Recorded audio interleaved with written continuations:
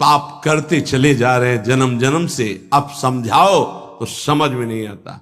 उनको चमत्कार दिखाओ कि आज बोले नाम तो जीवन में कभी दुख ना मिले बस, और जो कमा के रखा है उसको कौन भोगेगा? अवश्यमेव भोक्तव्यम कृतम कर्म शुभाशुभम।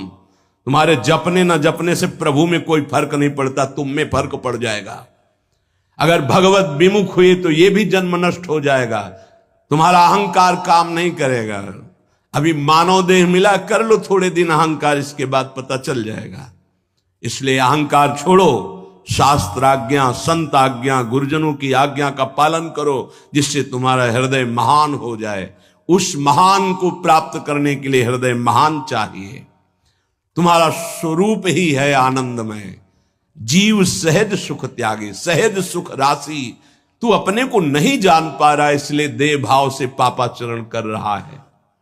अरे सावधान रहना चाहिए। दूसरे की निंदा सुनने मात्र से उसके सारे पाप हमारे ऊपर आ जाते हैं। कहीं परनिंदा हो रही हो तो वहां का सिद्धांत है, कान में अंगुली डाले, राधा राधा, कान में इसलिए कि अब दोबारा शब्द ना पढ़ पावे, और वहां से खड़ा होकर चला जाए। यदि सभा में किसी की निंदा हो रही है और वहां आप बैठे हैं तो आपको वैसे ही अपराध लगेगा जैसी वो निंदा कर रहा है, या उसका विरोध करे। जैसे शिशुपाल श्री भगवान के लिए मलिन शब्द उच्चारण कर रहा था, भीष्म जी खड़े हो गए, महाभागवत है,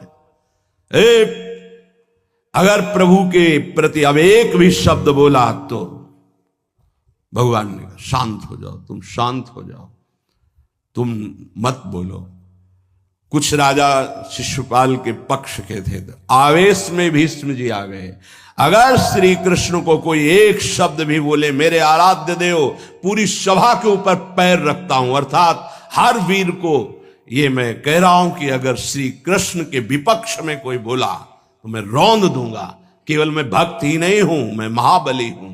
त्रिभुवन में कोई ऐसा जोड़ नहीं जो भीष्म अपने स्वरूप में आ जाए और फिर उसे। वही भीष्म जी जब अधर्म के पक्ष में खड़े हो गए, पांडवों के विपक्ष में, वही भगवान पांडवों के पक्ष में तो दंड मिला, 6 महीना बाणों की शैया पर पड़े रहे। अधर्म के कारण परास्त हुए ने। ऐसे महावीर महाभागवत को कोई परास्त कर सके असंभव। परम पावन गंगा जी के गर्भ में रहे, जिन गंगा जी का एक बूंद भी अगर शरीर छूटते समय चला जाए तो परम पद मिलता है, उनके गर्भ में रहे। अगर अधर्म का पक्ष